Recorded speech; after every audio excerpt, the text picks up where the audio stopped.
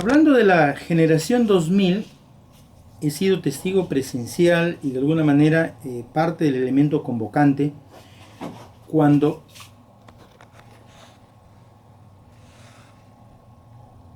cuando se intentó aglutinar a toda esta generación joven, que obviamente muchas de ellas era desconocida porque procedían de los pedagógicos, procedían de las universidades, ya en este tiempo de otras universidades, llámese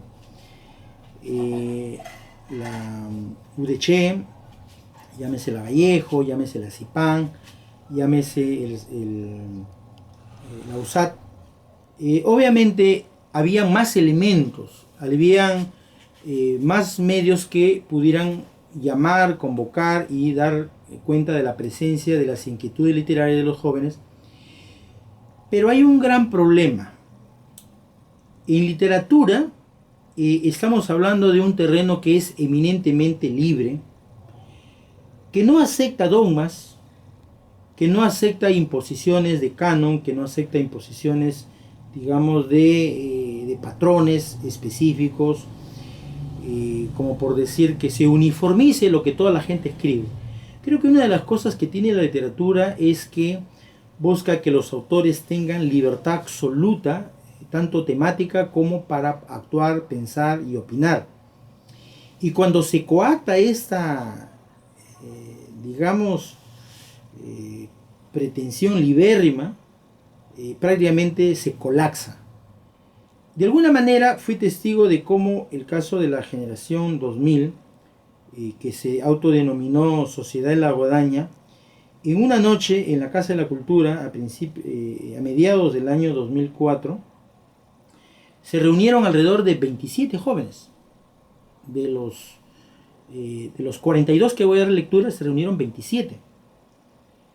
Y a mí me pareció algo promisorio de que nunca antes se había reunido tanta gente para poder tomar la batuta y tomar la posta al mismo tiempo de lo que es Generación 2000. Creo que a mí me sorprendió sobremanera que 27 personas se hayan reunido en una sola noche, Chiclayo, Lambayeque y Ferreñafe, y de todas las tendencias, ¿no? Estudiantes, gente que no estudiaba, obviamente, pues, y que sea poesía o narrativa, pues que se haya congregado para eso, me pareció fabuloso. Creo que nunca antes me había sentido tan entusiasmado que en una sola noche estuviera gente casi de la misma edad, ¿no? Que frisaba entre los 18 y 25 años, más o menos. Ese era el promedio del que yo había visionado. O sea, de repente el más maduro tendría pues 27, 28 años, pero estaba por ahí el promedio, era un promedio de 23, 24 años el que estaban los jóvenes reunidos, y me pareció, dije, aquí está la posta de la generación 90. Por un momento tuve esa ingenua algarabía, pero luego hubo hechos y acciones obviamente que hicieron que esto se descuartizara.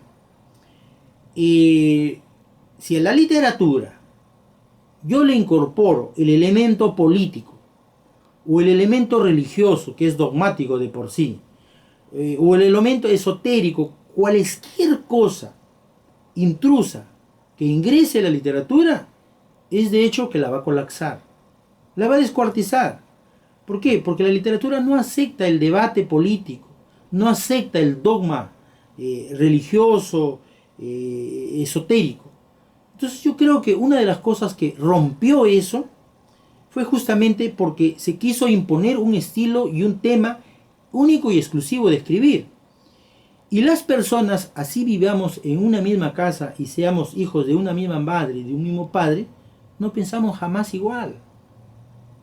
O sea, querer poner una camisa de fuerza, un corsé, a todas las personas para que hablen, piensen, escriban, digan, actúen, caminen, den media vuelta, de la misma manera como lo hacen todos, de manera clonada y casi uniformada, creo que fue un error tremendo que se cometió aquí. Y obviamente eso se desmembró y eso obviamente terminó en que cada uno agarró su derrotero y se partió la generación 2000, ¿no es cierto?, en varios pedacitos, tantos iguales como cada quien lo era. Y obviamente se mantuvo con otro nombre, se quiso, ¿no es cierto?, abrir un nuevo frente. Y ese segundo frente, obviamente, fue Sociedad 13, que no logró en esencia tener 13, ni mucho menos la mitad, ni mucho menos, digamos, la acción que se quería. Eran 4 elementos jóvenes que obviamente terminaron finalmente abrazando el espíritu de Gnosis, que no tiene nada de malo si es que se abraza como tal. Pero si es que yo ingreso a la literatura, tengo que entender que tengo que levantar una única bandera. La literatura no tiene 2, 3 banderas, no tiene 2 o 3 colores políticos, ni 3 o 4 dogmas distintos. La literatura tiene una sola faz. Y la literatura, la única faz que uno puede levantar es la literatura de la estética.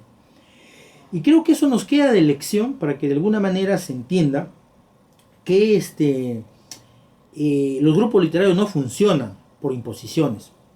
No funcionan porque a alguien se les ocurre decir que hay que hacer esto y no lo otro. En literatura tiene que haber apertura, tiene que haber, dejar que las personas digan y piensen de la manera que quieran, pero finalmente que lo sostengan con sus hechos poéticos. Sin un hecho poético concreto, sin un hecho literario, los círculos sencillamente están de nombre.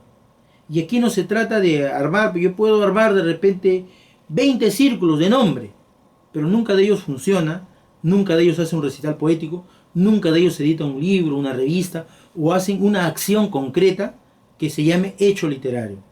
En el caso de la generación 2000, y yo sé que aquí hay un listado, muchos de ellos ya han dejado la literatura porque de repente no la tuvieron como una cuestión básica y suficiente, y muchos de ellos de repente la mantuvieron mientras todavía estaban solteros o mientras ellos todavía estaban en las universidades. Una vez que se comprometieron, tuvieron un trabajo y tuvieron responsabilidades, muchos de ellos, no solamente en esta generación, sino también en las otras generaciones. Muchos de ellos, más de lo que están en los listados, muchos de ellos, digamos, terminaron en el camino perdidos. En el caso de la generación 2000, yo voy a leer el listado completo de los que hicieron literatura desde el año 2004, por lo menos de manera sostenida, hasta la actualidad. Claro, en el camino se han ido quedando, ¿no? Pero voy a leer completo todo, miren, toda esta falange de jóvenes que hicieron literatura en los 90, muchos de ellos, creo que casi la mitad, ya no lo están haciendo, y solamente hay unos cuantos que están sobreviviendo, y solamente hay 8, ¿no es cierto?, que han publicado físicamente obra literaria. Y creo, si no me equivoco, porque el tiempo me dará o no la razón, creo que de estos 8 podemos decir, ¿no es cierto?, que sí, en ellos hay la perspectiva. Casi, miren, hay una coincidencia plena. En la generación del 90 hay 8 que tienen mayor notoriedad y coincidentemente son los que han publicado libros. Y en el caso de la generación 2000, de los 42 que voy a dar lectura en esta lista, solamente 8 han publicado. Y el resto lo ha dejado ahí. Probablemente cuando se les haya invitado, cada quien guarda un poemita de amor, poemita pues existencial, de ternura. Y bueno, pues se van con su poema y lo leen, pues, ¿no? Pero hay gente pues que ha querido con una hojita de un poema, querer que ya se le llame poeta a la primera, cuando en realidad pues era un escarceo, era un intento de poesía, y obviamente hay que entender que ser poeta no es una carrera profesional que dure de formación 4 años, o 5 años, o 3 años. Ser poeta dura toda la vida. Y el aprendizaje de un poeta no solamente se da como lo que dura una carrera en una universidad a los 5 años. Te exige y te pide mucho más. Más que un fin de semana, más que un viernes, o más que un pretexto de utilizar la literatura como fachada alcohólica. Ser poeta o ser escritor te demanda y te requiere más tiempo del que tú le das. Por ejemplo, quienes constituyeron e hicieron literatura y pasaron por conglomerado cultural en toda esta temporada de casi ya 10 años. Y que obviamente vamos a reevaluar si es que este listado finalmente no se achica y se acorta a 8, como lo fue en la generación 90, ¿no? Habíamos en algunos casos hasta 25 o 30 personas en los recitales. Pero finalmente, de los 20 que se han mantenido a través del tiempo, 8 son los que han hecho, y más notorio, ¿no?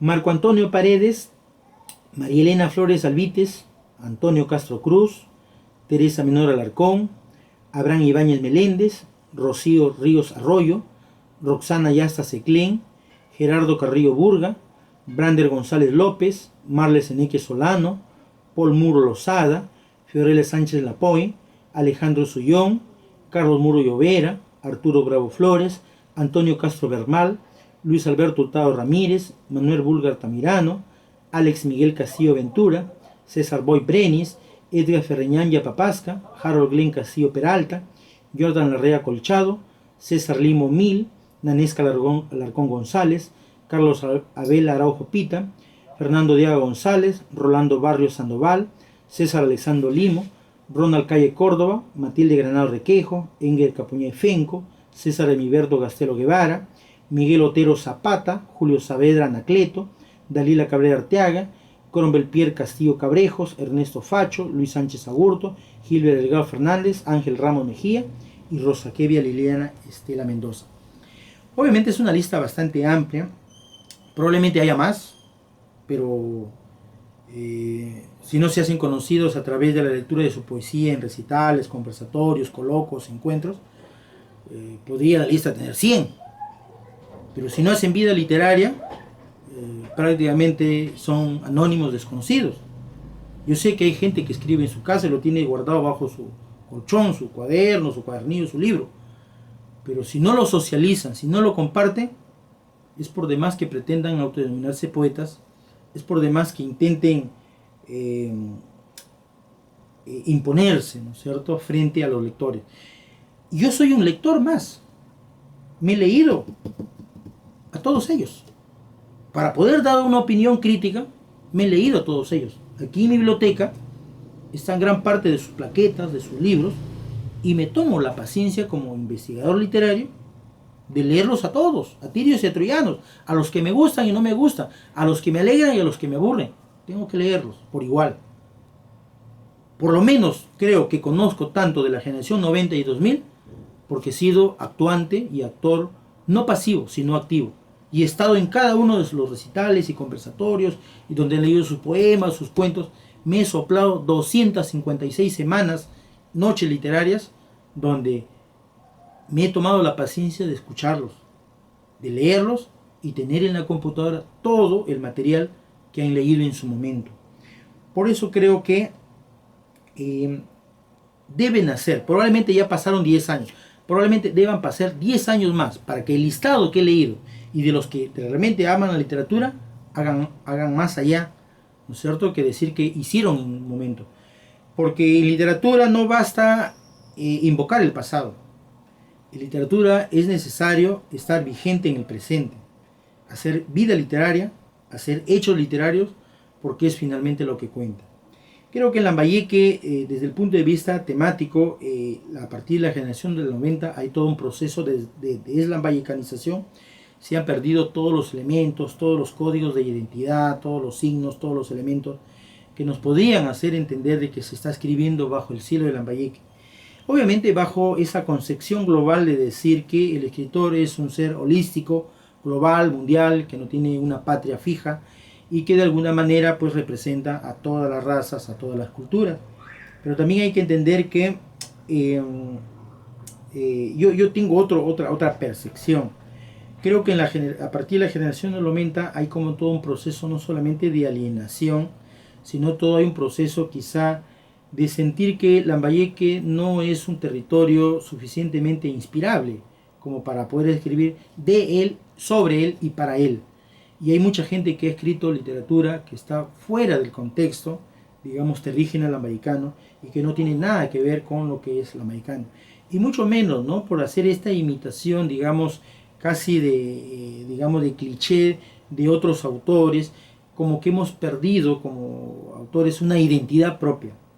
Y así somos deudores activos y pasivos de otros estilos, de otros temas y otras formas capitalinas y obviamente a su vez de otras formas europeas que finalmente podría ser que nos pongan a la vanguardia, pero finalmente nos pone la retaguardia de lo que significa Lambayeque. Muchas gracias.